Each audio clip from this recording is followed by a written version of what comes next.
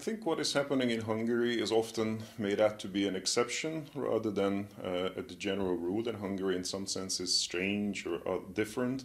But I actually think that Hungary is nothing more than an extreme example of what has been happening all over Central and Eastern Europe, and in a wider context, probably all over Europe, and that's basically the failure of the political left. So I think what happened was that 25 years ago, when we had the transition, there was a conservative part of the political arena which was well formulated. There was a liberal part, but the social democratic part was pretty much missing because of the pendulum swinging from state socialist to essentially what was a neoliberalized third way left.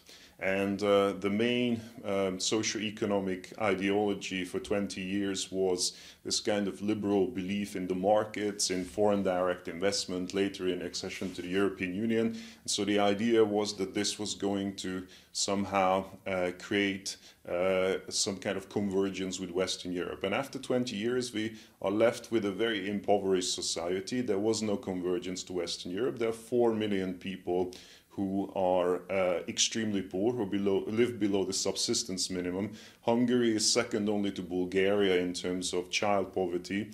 Our educational system does not create mobility, it creates actually the opposite of mobility, etc., etc., etc. So we are created with a society which has no middle class.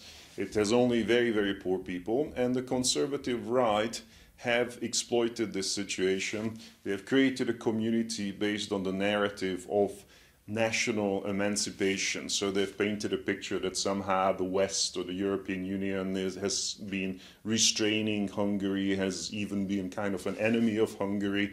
And so now we as a collective of Hungarians, which is an ethnic national community, are emancipating ourselves vis-a-vis Europe or the West or something, and there is no alternative rhetoric to this. I mean, there's an extremely weak opposition. The liberal rhetoric has been discredited, and the social democratic rhetoric has not been formulated.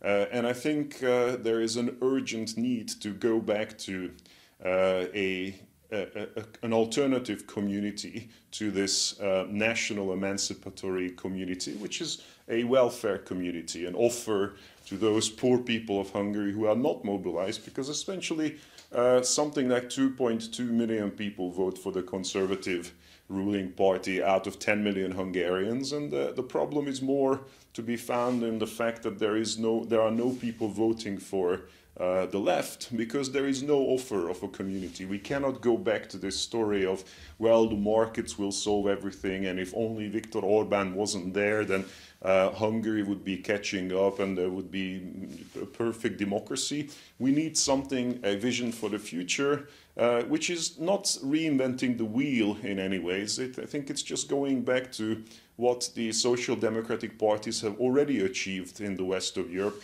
Basically a community which gives you mobility, which gives you an educational system, a social policy system, which enables poor people through redistribution to have chances and to connect in their heads welfare with democracy. The problem has been in the last 25 years that welfare and democracy have separated, and people have not felt very strong about democratic rights because they associated them with the loss of welfare. So I think that is the situation in Hungary. I don't think it's a unique situation.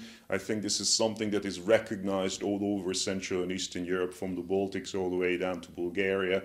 I think you need a social democratic vision for left-wing parties if you want to move forward from this situation.